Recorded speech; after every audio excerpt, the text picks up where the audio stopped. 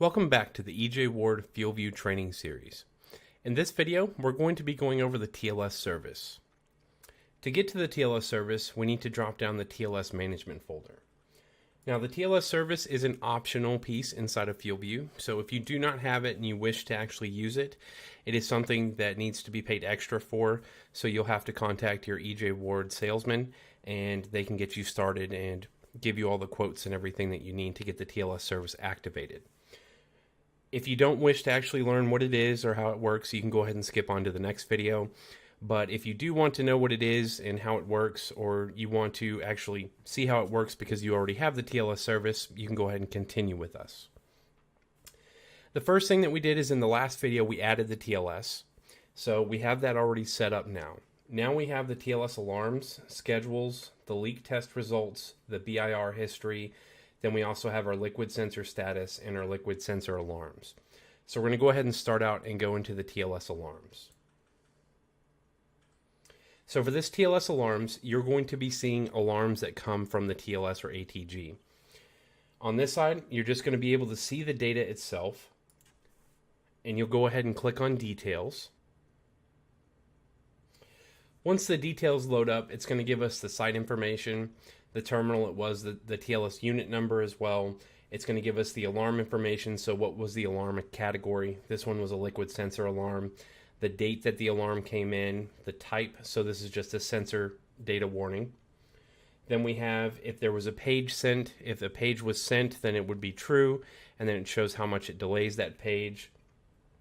It'll show when they're actually notified, so if the TLS gives us a notification date or they support that, it'll show that they're notified and the date and time they were notified.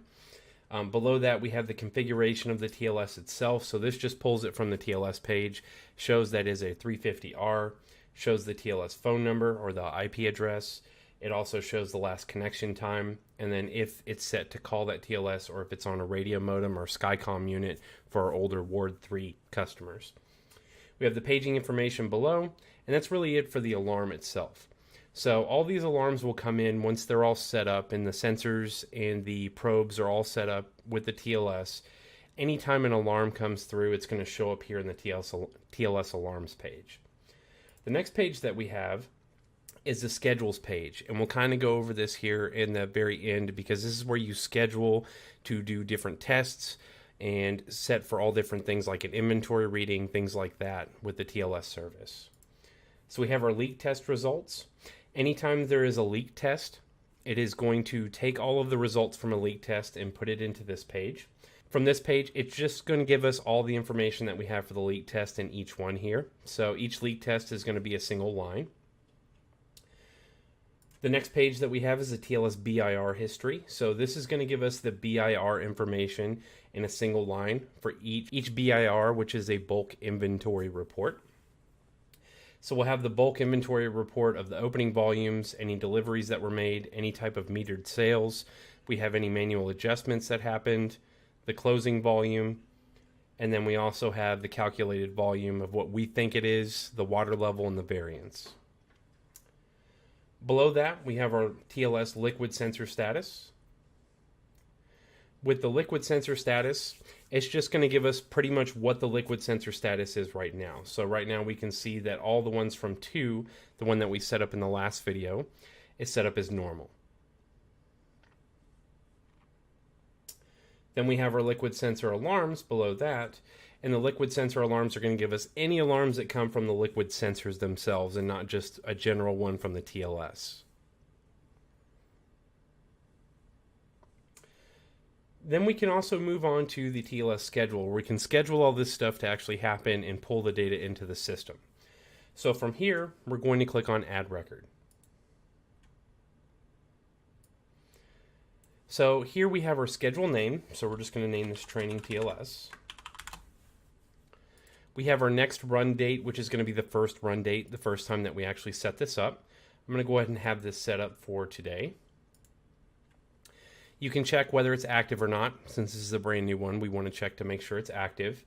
The max failed attempts are the amount of times it's going to try it. So let's say it can't get to that TLS at the point there's a network issue or something may happen. It's going to try it a couple times before it stops trying. So this one, we're just going to leave it 1. Below that, in the TLS section, we need to select the TLS that we want to put inside of the schedule. So let's say you have a full site or you have a full system with multiple TLSs or multiple ATGs. You can select all of them for it, and you can do an entire schedule across all of them, or you can just do one of them. So for this one, I'm just going to do one of them, and I'm going to do the test department TLS that we made last video. And then below that, you have the types of commands. Now, these types of commands, you can search on your TLS manufacturer to see if they actually support these and what these commands actually are. So we have our BIR report. We can do a daily BIR or just a regular BIR across the given time that it's set up inside of the system, inside of your TLS. Some TLSs will do daily, some will just do a regular one, and that's daily for them. We can also clear out any deliveries and then get deliveries. So we can click on the delivery to get any delivery status and then clear to clear it out, so it's not going to keep coming through the system. All these other ones, you are definitely welcome to actually go and look through your TLS manufacturer or talk to your TLS manufacturer, or look through the manual for your TLS or your ATG, and you can see if it supports these commands, and you can use those as well. Below that, we have occurrences, and the occurrences is the frequency, if it's going to be daily, weekly, monthly, or it's going to be constant, which means it does it, I believe, every so often. So if we select constant, it's going to ask you how many minutes that you want to do it over. So if you do one every 1 minute, it's going to do this selection, or you can do every 5 minutes. We're going to go ahead and do this one on a daily basis. And then the runtime, I'm going to select the time that I want here. So I'm going to put this at, let's put it at 1 a.m. So I want to do this on Monday, Tuesday, Wednesday, Thursday, and Friday. I don't want to do it Saturday and Sunday because nobody's in the office, so we don't need it done at that point. And then once I have that ready to go, I'm going to go ahead and click on Save.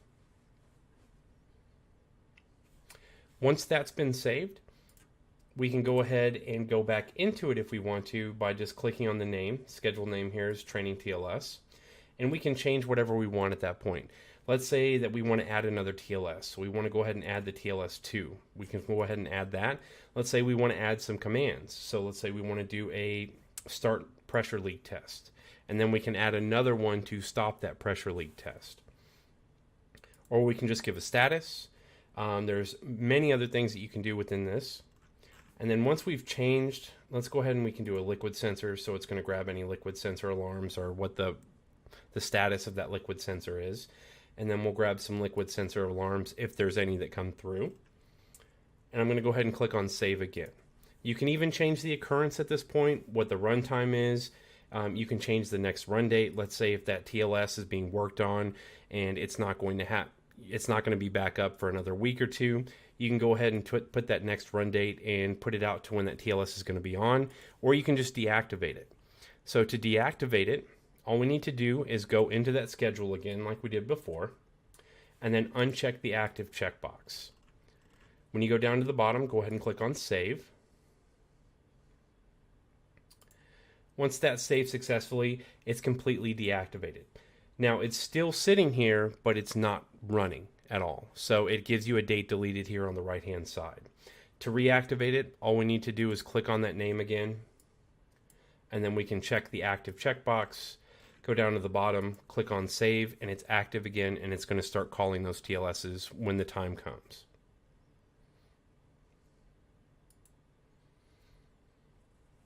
And that concludes the video on our TLS service. Thank you very much for watching, and I hope to see you in the next one.